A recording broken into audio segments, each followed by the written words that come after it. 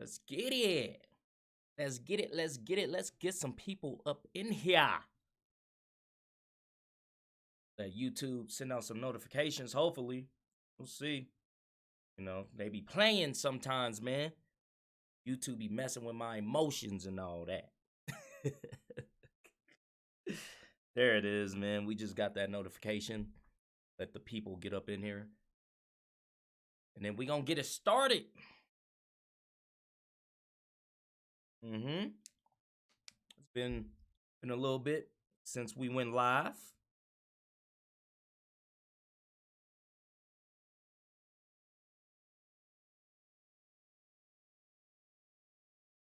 What up, y'all? What up, y'all? What's up? What's up? What's up? I hope y'all had a good Christmas.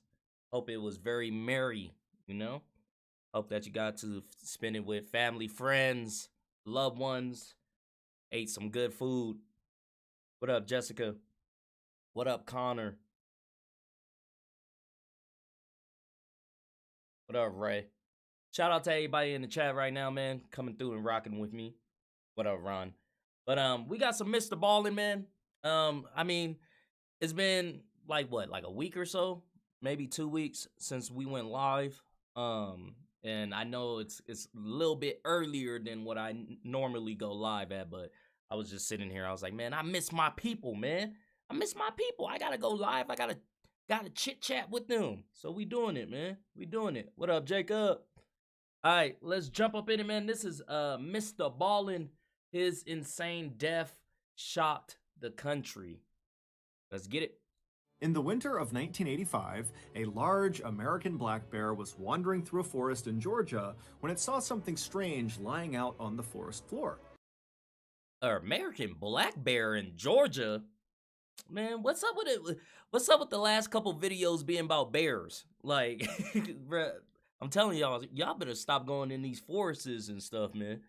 Interested, the bear wandered over and began pawing at it and slashing at it, until finally the bear ripped this thing open, and immediately this strange, flowery smell filled the air. Less than 10 minutes later, that bear would experience something that literally no other living thing on Earth has ever experienced. And that is just the beginning of one of the strangest stories that's about to take the world by storm. Because a major motion picture has been made about this bear that's going to be released in February of 2023. But before we get into this totally bizarre story, if you're a fan of the strange, dark, and mysterious delivered in story format, then you've come to the right place, because that's all we do, and we upload once a week. So, if that's of interest to you, please offer to make the like button a ham and cheese sandwich, but don't unwrap the cheese slices. Also, please subscribe to our channel and turn on all notifications so you don't miss any of our weekly uploads. Okay, let's get into today's story.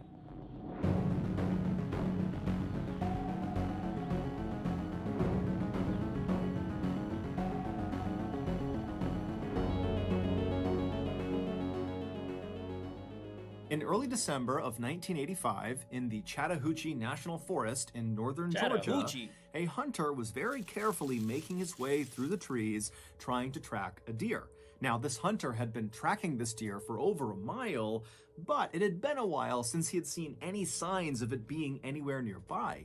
And as this hunter continued to creep along, he became increasingly aware of how loud each of his steps were, because the ground all around him was covered in dry leaves, and so every step he was taking was creating a loud crunching sound. And so eventually this hunter just came to a stop and decided stalking this deer was totally pointless, because he was basically scaring it away with these crunching sounds as he got closer to it. But before this hunter was ready to just give up and head back to his vehicle, he continued on a little bit further, and when he pushed through this particularly dense brush area, he saw this clearing up ahead. And the second he saw what was in this clearing, he froze, took a step back into the brush, and then ducked down behind a rock. Because in that clearing, he saw an animal, and it wasn't a deer. It was a huge American black bear. Now, generally speaking, American black bears are not aggressive towards humans. However, if, for example, you were to accidentally sneak up on a black bear, like this hunter had done, and you suddenly startled it by just showing your presence, the bear might react by pouncing on you and ripping you to bits. And so this hunter, with his back pressed up against the rock and his rifle gripped tightly across his chest, he's thinking about that and wondering what he's going to do to get out of this situation. At first he thought, okay, I'll just stand up and quietly walk away. But then he remembered how loud the leaves were, and even though he had been lucky walking in, he hadn't alerted the bear to his presence, on the way out, he was worried he wouldn't be so lucky, that those leaves would alert the bear to his position. True. And so the hunter began thinking, okay, well, what if I just stand up and start shooting at this bear? But the hunter knew the big issue with that plan is he had a deer hunting rifle, which is not nearly powerful enough to quickly take down a black bear, if at all. And so if he starts shooting at this bear, there was a very good chance that the bear would just turn around and maul him before he was able to put the bear down with his rifle. And so as this hunter is going through these scenarios behind the rock, he realizes something. He hasn't heard this bear at all. Now, bears in general are very loud animals. Just their regular breathing is so guttural and noisy that you can hear it a pretty good distance away. And the hunter's thinking to himself, I can't hear it breathing, and come to think of it, I haven't heard this bear once since I've been near it. And so the hunter very carefully stood up from behind his rock and turned around, and then he kind of peered forward into the brush, looking back into this clearing, and when he spotted the bear again, he realized immediately the bear was dead. The bear was kind of slumped forward, and its body almost looked like a deflated balloon. The hunter was so relieved, he almost started laughing. And so he stepped out from behind his rock and he made his way through the brush into the clearing to get a better look at this bear. And when the hunter was right over the top of this bear looking down at it, something immediately struck him as very odd. This bear was far too young to have died of natural causes. However, after this hunter kind of poked and prodded the bear and lifted it up on either side to try to look underneath it, he couldn't see any visible injuries. It was like this bear had just randomly dropped dead. But the hunter didn't spend much time thinking about what happened to this bear. Instead, he thought to himself, there has to be some sort of logical explanation for what killed it, and with one last look at the bear on the ground, the hunter turned around and began the long walk back through the woods back to his vehicle. It would turn out there was an explanation for what happened to that bear. However, it was anything but logical. But to get to that non-logical explanation, we first have to go back in time.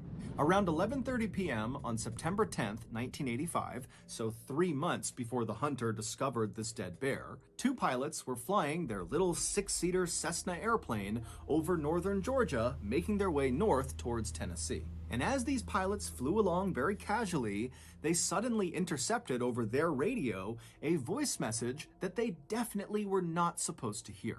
It sounded like other pilots communicating with each other, and what they were talking about was how they were now going to follow this little Cessna airplane that they could see that was currently flying over northern Georgia. Now, radio traffic like this can only really be intercepted if your radio that's doing the intercepting is physically close to the person doing the transmitting. And so knowing this, the two pilots in this little Cessna knew that whoever was talking about following that little Cessna, they had to be talking about them, the two pilots in that Cessna. Now, for most pilots, if you suddenly overheard a radio transmission that your plane was getting followed by some other pilots, you might reach out to those pilots and say, hey, why are you following me? What's going on? Now, the co-pilot of this little Cessna might have wanted to react that way. However, before he could, the main pilot stopped him and said, I actually know exactly why somebody might want to tail us, and unfortunately, we're both gonna have to jump out of this plane. I'd be like, nigga, what? What the fuck are you talking about right now? I gotta jump out of the plane? Nobody told me this might happen. I'd be like, come on, big dog. Like, what? You know about this shit? Hell no. Before the co-pilot could really even react to this news, the main pilot had set the Cessna on autopilot, which sets the plane to fly in a straight direction going at a constant speed at a constant altitude until either a pilot comes back and takes the craft back over, or if it just stays on autopilot, it eventually will run out of fuel and crash or run into something. And so after the main pilot had done that, he turned to the co-pilot and gestured for him to come with him into the main cabin of the aircraft, basically the main body of the craft where all their luggage was. And the co-pilot, he's so confused about what's happening, he's so panicked that he just follows the main pilot. So the two of them, they climb back over the two front seats, they go into the main body of the craft, and the main pilot begins strapping parachutes onto some of their luggage. And as he's doing this, he tells the co-pilot to open up the side door of the plane. And so again, the co-pilot is just so caught off guard, he has no idea how to handle this, and so he reaches over and he slides open this door of this moving plane. And as soon as he did, this huge rush of cold night air blasted inside of the cabin, and it became so loud from the howling wind coming in that the two pilots couldn't even talk to each other. And then the main pilot just began pushing the luggage out of the plane just into the night, falling straight down to the ground far, far below them. And at some point, the co-pilot just joined him and began pushing the luggage out of the plane. And then after all the luggage was out, the main pilot shoved a parachute into the hands of the co-pilot and said, "Hell no. First of all, bro, I'm not jumping out. Like, I'm not doing it. I'm scared of heights, okay? And it's dark out. You can't see nothing. You just see, like, no, I'm good. How do you even know when to pull the parachute? You can't see nothing. It's dark outside. I'd rather stay in this plane with whoever is following me, you know, landing that and taking my chances that way than jumping to some random ass spot in the middle of Georgia that I don't know. It's dark out. I'm scared. You're pushing parachutes into me. We're throwing luggage away. I don't know what's happening. I'm good. I'm gonna stay on this plane. I'm good, bro. Like, I'm good. You go ahead, do your thing, man. You do your thing. You jump all you want, brother. Me personally, I'm here. I can fly it. I'll land it. I'll figure it out. When they come for me, I'll figure it out. Put it on. He had to gesture for it because they couldn't hear each other. And so as this co-pilot's struggling to get on his parachute, the main pilot puts on his chute, and then right after the co-pilot has just barely got his parachute on, the main pilot pushes him out the side of the plane, and then the main pilot jumps out after him. So they basically abandoned their plane, which was still set to autopilot, so at some point, it was just going to crash. About 5 hours later, in a suburb of Knoxville, Tennessee, an 85-year-old man named Fred Myers was just waking up. Fred always got up before sunrise. It was part of his daily routine. He would wake up, he would get dressed, he would wash and shave his face, and then he would sit down and read the local newspaper. This simple routine was actually very important to Fred because recently he had been diagnosed with Alzheimer's disease, which is a progressive disease that destroys memory. And so having this sort of set routine helped him manage his symptoms. Basically, at least in the morning, he could go into autopilot and go through this routine and not get confused. However, on this particular morning, something would happen that would leave Fred more confused than he had ever been in his entire life. Fred had made it to his bathroom, he had washed his face, and he had begun shaving when out of the corner of his eye, he noticed something strange outside in his driveway. He could see it through a nearby window, but don't tell me it was the goddamn plane. Fred couldn't tell what this thing was. If the plane is in his driveway. And so feeling very curious, Fred put his razor blade down and he made his way over to the window to get a better look. And when he reached the window and looked out at his driveway and saw what this strange thing was, he could not believe his eyes. There was this huge parachute out on his driveway, and on the parachute was the main pilot of the Cessna. After the main pilot had pushed the co-pilot out and leapt out himself, when he pulled his ripcord, his chute either didn't deploy, or when it deployed, it didn't inflate fully, and so he was forced to go to his reserve chute, but it didn't inflate fast enough to stop him from crashing into the ground. And so the main pilot slammed into the ground, basically at terminal velocity, and so he sustained catastrophic internal injuries, and he died within a couple of minutes of hitting the ground. Fred was so stunned and confused at what he was looking at that without saying a word, he just turned away from his window and walked over to his phone and called the police, shaving cream still on his face. When the police arrived at Fred's house that morning, they were expecting to see a dead recreational skydiver on Fred's property. But when they walked up the driveway and saw the dead man for themselves, they knew right away this was not some recreational skydiver. He actually looked more like a soldier. He was wearing a bulletproof vest over some camouflage fatigues, and he had night vision goggles strapped to his head. But the dead man's shoe choice made the police think this guy could not possibly have been military, because on this guy's feet were not military-style combat boots like you would expect with the rest of his getup. Instead, he was wearing loafers, specifically Gucci loafers, so very expensive designer shoes. And so the police are thinking to themselves, who the heck was this guy, and what was he doing? The police would figure that out. However, first, we have to fast forward 2 months to late November 1985, so roughly 2 weeks before that bear was discovered by that hunter in Chattahoochee National Forest. Now, at this point in late November, that black bear was alive and well and living a typical black bear life in the Chattahoochee National Forest, which meant he mostly spent his time wandering around the woods looking for something to eat. And on this particular day in November, the bear was doing just that when out of the corner of his eye, he spotted something strange lying on the forest floor. It was one of the pieces of luggage that the 2 pilots had pushed out of their plane. It was this big, heavy duffel bag. Now, the bear had no idea if this... That duffel bag got cocaine in it, doesn't it? Because ain't they doing a movie called Cocaine Bear or something like that? Man, that duffel bag got cocaine in it. Because you ain't jumping out of a plane because people following you, like, nah, that you transporting some weight, you feel me? Like, I was thinking that the whole time, like, you're transporting some weight, like, that shit got cocaine in it, like, you was a drug dealer, bro, you was a drug dealer, okay, drug dealer boy.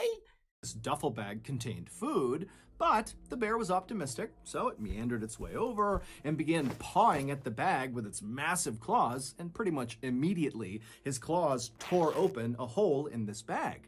And suddenly, the air all around this bear was filled with this glorious, flowery smell, so the bear put its nose directly into this rip in the bag and began sniffing and licking the contents of this bag. And apparently, the bear just loved it because it ate whatever was inside of the bag. All of it. And when he was done, the bear felt so good, he was so full of energy that he just started sprinting in a straight direction. Yep, sound like and cocaine after to me. running at top speed about 100 yards, every major system inside of this bear shut down all at once, and he died on the spot, collapsing in that clearing. And then, about 2 weeks later, that hunter walked into the Chattahoochee National Forest and discovered this dead bear. And then, within 24 hours, the hunter was back home, and he told one of his friends about discovering this dead bear.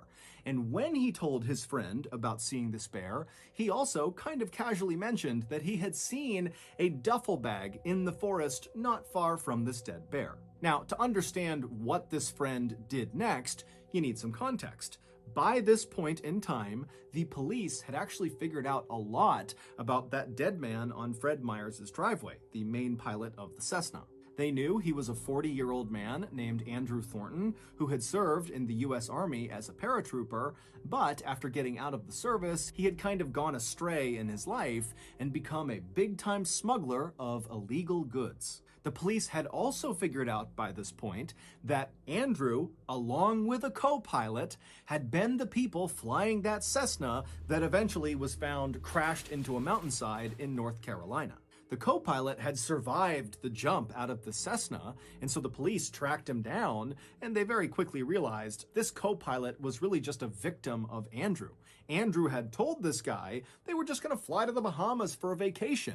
And so when that plan completely evaporated, and suddenly Andrew is barking orders at this guy to open up the plane and push the luggage out and jump out, the co-pilot said he just totally panicked and just started doing whatever Andrew wanted. And so this guy was just totally terrified, and really all he could offer police was just to confirm that, yup, Andrew was the main pilot, and yes, we really did push his luggage out of the side of the plane over some forest in northern Georgia. The police believed the co-pilot and did not charge him with any crime. The police would go and search all over northern Georgia, and they would find the majority of the missing bags. However, they knew they were still missing some, and they knew they really needed to recover them. And so, around the time that this hunter is telling his friend about this bear encounter and this duffel bag, the police were constantly having news outlets tell people in northern Georgia that if you see one of these duffel bags attached to a big parachute or something, please come forward and tell us. We are looking for these. And so the the hunter's friend thought, you know what, that duffel bag he mentioned out in Chattahoochee National Forest, which is in northern Georgia, might be one of those bags. And so the friend called authorities. Authorities were thrilled to get this tip, and so they charged out to the Chattahoochee National Forest, and they made their way out to where this dead bear was, and then sure enough, about 100 yards away from this bear was this bag, and it was one of the bags they were missing. Except the bag was empty, because, as we already know, that black bear had eaten everything inside of this bag. And as you might have guessed, that bag, along with every other bag that had been cast out of the Cessna that night, was full of cocaine. Because Andrew was a drug smuggler. And on the night he and his co-pilot leapt from the Cessna, he was trying to smuggle 900 pounds of cocaine from South America into the United States. That transmission that Andrew and the co-pilot suddenly overheard on their radio as they were cruising along in their Cessna was the sound of federal agents within the U.S. Customs and Border Protection Agency who had been tipped off about Andrew's big drug run, and so they really had sent 2 planes to go follow him and potentially intercept him. And so the authorities standing in the Chattahoochee National Forest looking down at this empty duffel bag had no idea where the cocaine went that was supposed to be inside of it. But on a hunch, they decided to bring the body of the dead black bear back with them and perform an autopsy on it. And sure enough, during this autopsy, the medical examiner would open up the bear's stomach, and the examiner would say the stomach was, quote, packed to the brim with cocaine, thus ending the mystery of how this bear died. It died from a massive, massive cocaine overdose. But the bear's story did not end there. Normally, after an animal is autopsied, they are cremated. But for some reason, this medical examiner decided not to do that, and instead, he had the bear taxidermied, and then he gifted this taxidermied bear to the Chattahoochee River National Recreation Area. And then from there, the bear changed hands many times. Over the next 2 decades, no one knows exactly who had the bear and for what reason, but there were reports that at least at one point it was stolen from a storage facility, and then it was sold at a pawn shop, and then at some point the bear was in the possession of famous country singer Waylon Jennings, and then finally the bear found its forever home. Today, the bear is on display at the Kentucky Fun Mall in Lexington, Kentucky, and around its neck is a placard that reads, Cocaine Bear. So that's going to do it. If you got something out of today's episode and you haven't done this already, please offer to make the like button a ham and cheese sandwich. That's just so wild that that people wanted this goddamn cocaine bear like that. Like, I don't know, that's so crazy to me. Yeah, I remember seeing a trailer for it, like, I think it was like a month ago or something like that. But let me read these comments real quick, man. Let me see.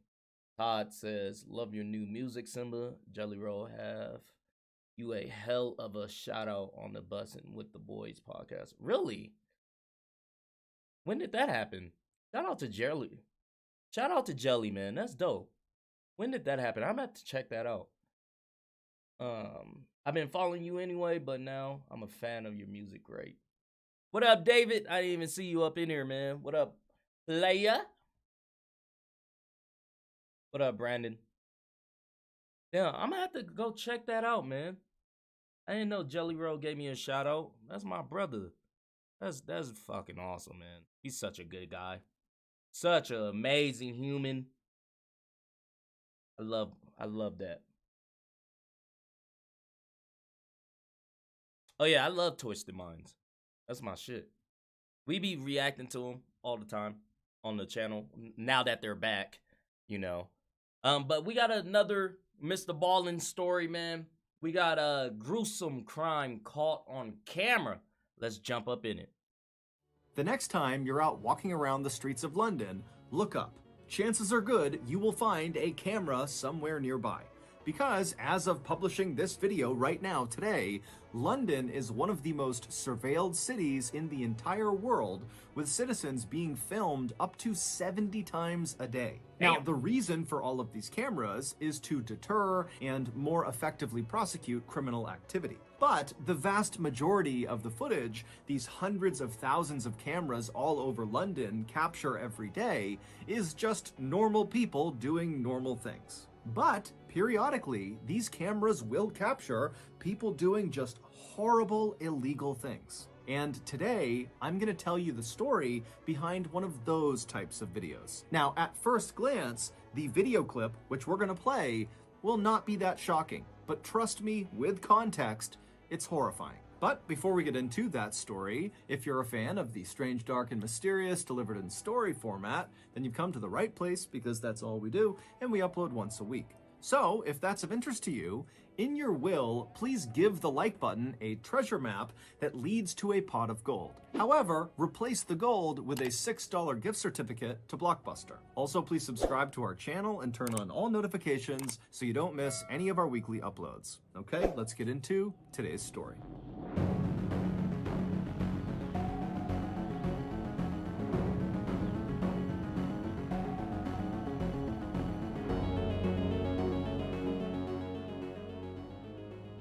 On the morning of Friday, June 11th, 2021, in a suburb in the northwest of London, a man named David Klein woke up to his early morning alarm. David rolled out of bed, he got dressed, and he very carefully made his way downstairs to start getting ready for work. As David moved around this old brick house he was in, he was very careful not to make much noise because he didn't want to wake up his roommate, a 67-year-old widow named Debra Chong. Debra was technically David's landlord, but she didn't charge him any rent. The two had met in church, and when Debra had learned that David didn't really have a place to live, she had immediately volunteered her house and told David to come live with her for free. David couldn't believe her generosity and immediately took her up on the offer. And then after he had moved in, he learned that he was far from the first person who Debra had allowed to come and live in her house rent-free. Bruh, I love sweet old people, man. Like, I love sweet old, like, I don't like old people, like, in general. Like, there's old people out there that are just cranky, like, they don't care, like, they just hate everything and everyone. And then you get those real sweet old people that is just so loving and caring and just, like, want to just help everybody, man. And it always, and every time in these Mr. Ballin stories, when somebody helps somebody out, the person always gets murdered or something. So I am hoping that does not happen in this one, man. Because she sounds so sweet. Like, she should have been happy, man. Oh. It would turn out Debra, whose late husband had given her a ton of money in his will, felt like it was her responsibility and her duty to use her ample resources to house people that were kind of down on their luck. She said it was her way of serving God. Also, David got the impression that Debra just liked having people living with her in her home. It made her happy. But David would notice a distinct change in Debra's personality around the time the COVID-19 pandemic started in early 2020. At that time, Debra, like many other people, was very concerned about this global health crisis and wanted to learn more about what was happening and what could happen in the future. And so the way she did that is she obsessively began going on YouTube and began consuming COVID-19 related content. That's not the way to do it. Political content surrounding COVID-19 and the pandemic and lockdowns. But instead of becoming more educated and well-versed on what was happening in the world, Debra's constant consumption of COVID-19 related content on YouTube really just made her feel incredibly stressed out and anxious. And as David began to see firsthand, Debra's sudden high levels of anxiety really began wreaking havoc on her life. Years earlier, Debra was officially diagnosed with paranoid schizophrenia, which is a mental illness that causes bouts of psychosis. Bruh, look, I love social media and YouTube and, Instagram and stuff like that. But I truly do hate it at the same time. I have a love-hate relationship with it because we consume so much negative stuff that literally, if you post a video or something and it doesn't get views, it starts to mess with you. You post a picture and it doesn't get likes, it starts to mess with you, you know, and then like you're consuming just all of this negative, just drama, all this like just bull crap every single second. Like you can literally go on Facebook right now and probably see like 5 negative posts, you know, and it's like for me, I'm like log out, like log out. Like just log out and just never look back. You know, like we don't need that, man. We deal with so much on a day-to-day life already to have to look on social media and see all this stuff. You know, it becomes increasingly hard, man. Like it really starts to mess with you, man. And that's coming from a YouTuber. You feel me? Like I'm a YouTuber. Like I make music and I feel like that all the time where it messes with me. Oh, this video didn't get this much views. Fucks with me. Oh, like X amount of people didn't view my story. Fucks with me. Like it's a drug, man. It's a mental illness. It's sick. Really began wreaking havoc on her life. Years earlier, Debra was officially diagnosed with paranoid schizophrenia, which is a mental illness that causes bouts of psychosis, which is like losing touch with reality. Now, pre-COVID, pre-pandemic, her symptoms were so mild that she basically led a totally normal life. But once the pandemic started and her YouTube quest for information caused that spike in stress and anxiety, it caused a spike in her symptoms. And so she began suffering from frequent and lengthy hallucinations and delusions. Wow. One time, David came home from work, and when he went inside the house, he found Debra sitting at the kitchen table, diligently writing these handwritten letters to various British public figures. And when David asked her what she was doing, she explained to him that these British public figures were speaking directly to her through the YouTube videos she was watching. And so these handwritten letters were her response letters back to these public figures. In May of 2021, Debra's hallucinations had gotten so bad that doctors intervened and forcibly injected her with an antipsychotic medication. And while these meds definitely reduced Debra's symptoms, they also had some pretty negative side effects as well. Namely, they totally curbed her appetite and they made sleeping really challenging. And so pretty quickly, those two side effects combined made Debra feel really weak and tired basically all the time, to the point where she sometimes needed David to literally hold her up by her arm just to walk down the street. Now, David, of course, had no problem helping Debra with whatever she wanted. I mean, she had done so much for him, but David had work, and so he was only really available to help her in the mornings and in the evenings during the week. And so he had actually spoken to Debra about hiring. Look, man, I don't know about y'all, but when I get old, I'm gonna tell whenever I have kids or whoever's in my life, you know, whether it's wife, whoever, family member, whenever I get old, bro, like just fucking lock me away, bro. Like just go on with your life, live your life. Do not worry about me. Like lock me away. Like I honestly, I don't even want to be old. Like if I'm being completely honest with y'all. Like, being old to me does not sound fun. Like, I don't want to be in a walker. I don't want to, like, you know, need help washing my ass. Like, no. Like, that doesn't sound fun to me. Like, it doesn't, you know? So, just let me, like, put me in a home somewhere and just let me rot. Like, don't try to fucking help me. Like, I don't want to be helped. You go live your life. Hiring a full-time caretaker that could live with her and just take care of her at the level she needed all the time.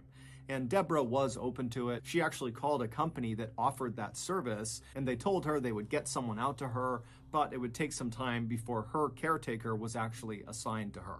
Now, David was really pleased with this development, but he really wished they would speed it up, because again, every time he was away all day at work, he knew Debra was home by herself, and so he was just so worried something was going to happen to her when he was gone. So after David gathered up all of his things and very quietly made his way from the kitchen to the front door, he paused for a moment and said a silent prayer in his head for Debra's safety and protection while he was away at work, and then he opened the front door, quietly went outside, shut the door behind him, and headed off to work.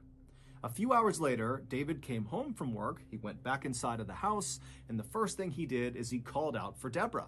But Debra didn't call back, and the house was very quiet. And so David took off his shoes and walked around the first floor, kind of calling out for Debra as he walked. But again, there was no answer. And so after walking the whole first floor and not finding her, he yelled one more time really loudly, "Hey, Debra, are you here?" And after hearing nothing, he pulled out his phone and he called Debra.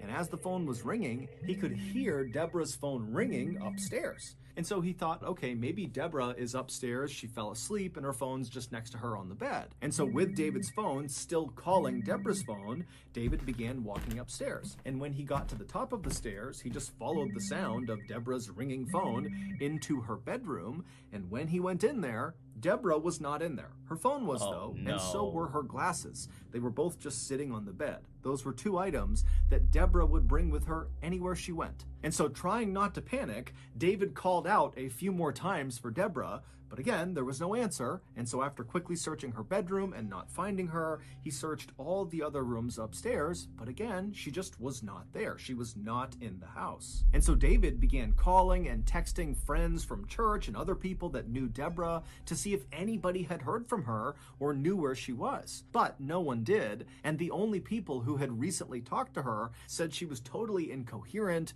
talking about spirits and demons and the destruction of all mankind. And so, believing Debra must be suffering from a schizophrenic hallucination somewhere out in the city, David picked up his phone again and he called the police.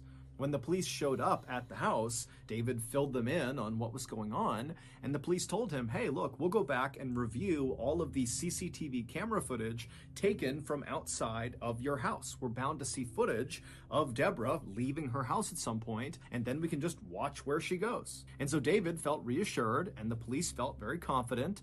But when the police went back to the station and began reviewing all of this security footage taken from roughly outside of Debra's house, there was no footage of her ever leaving the house. There was only footage the day before of Debra going into the house, but she never left. And so naturally, the police went back to Debra and David's house, and they thoroughly searched that house, believing Debra had to be in there somewhere. But despite searching everywhere in this house, in every crawl space, in the attic, the basement, every closet, everywhere, she wasn't there. It would take the police nearly a month, but they would eventually figure out where Debra went.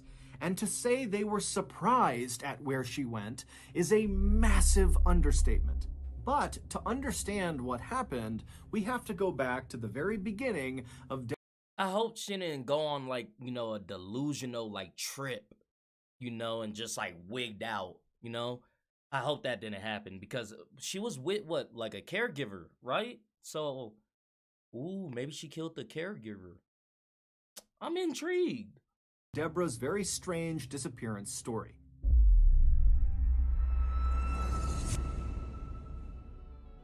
Last weekend, I looked over and I saw old Seagull Lung sitting at his miniature 1999 era G3 iMac, and I couldn't help but notice he was looking a little downtrodden. And when I saw what he was doing on his iMac, I knew why. He was hitting refresh over and over and over again on his MySpace page, and it wasn't changing the numbers. Old Lung hasn't had a view on his MySpace page since 2010. To cheer him up, I decided I would purchase a MySpace view bot and flood his page with tens of views. So I ran over to my windmill-powered laptop and began slapping away at the keys to navigate to an online vendor that sold MySpace view bots. However, as soon as I clicked on the link, this website is a virus, not an online vendor for MySpaceViewbots.com, I knew I had made a terrible mistake. Unbelievably, that website was riddled with malware, and so immediately my windmill-powered laptop caught on fire and then exploded, sending shrapnel raining down on me. Luckily, old Lung was in the other room, and he heard the commotion,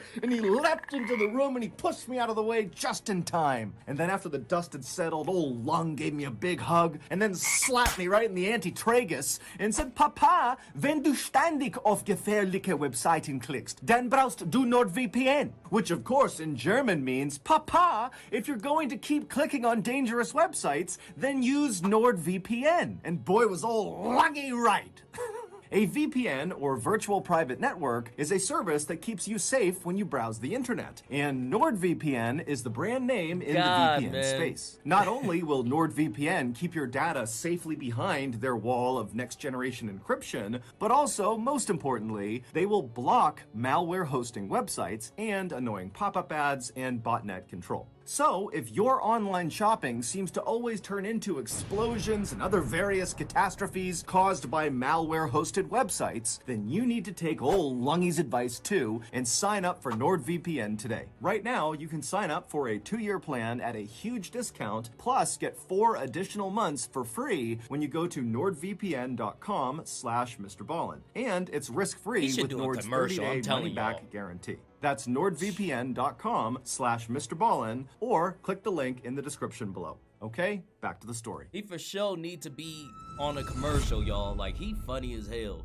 Like, it all started about 10 months before Debra actually went missing in August of 2020. That month, Debra met a 36-year-old woman named Gemma Mitchell at one of her church prayer groups. Like Debra, Gemma was very religious, and so the two women became fast friends despite being 30 years apart in age. Debra would confide in Gemma about her mental health struggles, and Gemma would confide in Debra about her house/financial troubles. Basically, Gemma, a couple years earlier, had given money to a contractor to fix up her house, but the contractor had taken her money, not done any work, and then run off, basically robbing Gemma. But Gemma really needed to do these renovations, and so she wound up hiring a second contractor who did begin work, but during this process, Gemma realized she would never be able to recover the money that was stolen from her from the first contractor, and so when she realized she wasn't going to get that money, she knew she would not be able to fully pay the second contractor for his work. And so when the second contractor found out he was not going to get paid, he stopped work immediately, despite the fact that there was no working heat in Gemma's house, and there was a huge hole in her roof. But Gemma had no way to fix this, and so she and her mom were just living in this house that was just totally freezing all the time.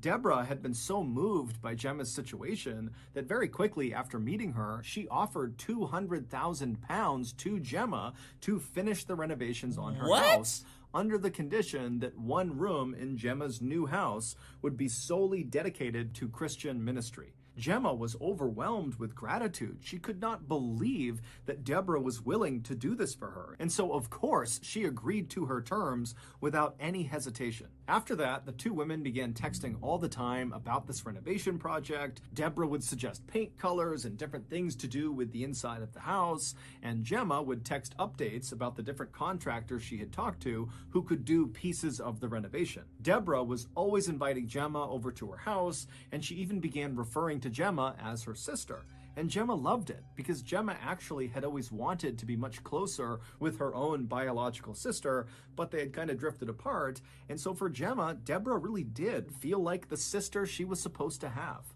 But their relationship was about to change drastically. In May of 2021, so 8 months after the two women met for the first time, and 1 month before Debra would vanish, Debra was forcibly injected with that antipsychotic medication in order to combat her paranoid schizophrenia. And right after Debra got this injection, she began treating Gemma totally differently.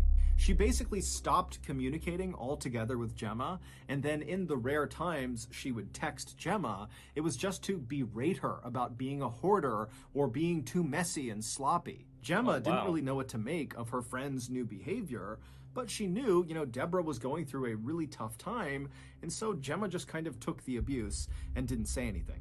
When Gemma did try to talk to Debra by asking about the renovation project, which was quickly approaching on the horizon, Debra would tell Gemma not to talk about it, that it was too stressful and just don't bring it up again. And then one day, Debra just called Gemma out of the blue and said, "I'm not funding the renovation anymore, it's over, you're on your own." Gemma felt totally devastated and pleaded with Debra to please reconsider. But Debra was not about to change her mind, and in fact, on this call, she would tell Gemma, hey, you should just sell your house. And in fact, until you sell your house, don't contact me. And then Debra hung up. Gemma didn't know what to do. She felt like she really could not sell her house because it was kind of like a family heirloom that had been passed down for generations, and so it just felt wrong to sell it.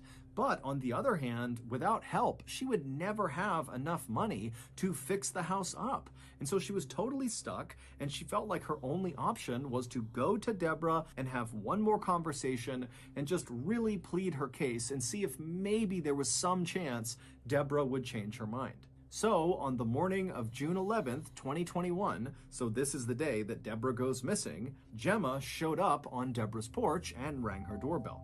She arrived just after David had left for work. A few moments later, Debra slowly made her way to the door. She opened it up. She saw Gemma out there and asked, what's going on? And Gemma just very politely said, would you please let me come in? And can we just talk one more time about the renovation?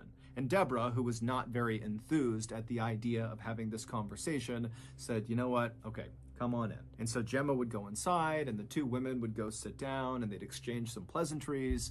And then at some point when there was a break in the conversation, Gemma brought up the renovation. She had actually written out this whole speech about how incredible Debra was and how these renovations, if they went through with them, would mean so much to her, Gemma, and her family. But as Gemma is going through this pitch, Debra just cuts her off and says, Gemma, I'm sorry, but my decision is final. I am not paying for the renovation. I'm sorry. A little while later, both Gemma and Debra would leave Debra's house. And there actually is CCTV footage that shows the pair walking on Debra's street right outside of her house. However, the reason the police did not flag this footage when they first were scanning all of that footage to figure out where Debra went is because when you watch the footage of the two women together, it actually only looks like one person. It looks like Gemma. But Gemma is wheeling a huge suitcase right behind her, and as it would turn out, Debra was inside of it. It's assumed that after Debra was forcibly given that antipsychotic medication... You see, bro? You see, every time, I'm telling you, if Mr. Ballin starts out the story talking about how good a person was, every time that person ends up in like a suitcase or something, bro. Every time. Like, it's so wild. Gemma is wheeling a huge suitcase right behind her, and as it would turn out, Debra was inside of it. It's assumed that after Debra was forcibly given that antipsychotic medication for her paranoid schizophrenia, that it really leveled her out. She was suddenly thinking very clearly for the first time in months. And in this clear state of mind, it's believed she realized the 200,000-pound gift she was giving to Gemma, someone she barely knew, was a bad decision. And so she just wanted to back out of it. And so, back inside of Debra's house, when Debra and Gemma are sitting there, and Gemma is doing her speech to try to convince Debra to change her mind, and Debra is saying, no, my final answer is no, it's over, that's when Gemma snapped. She grabbed a blunt object, we don't know what it was, and she smashed Debra right over the skull and fractured her skull, causing Debra to fall unconscious and slump onto the floor. And then Gemma leapt on top of Debra's unconscious body.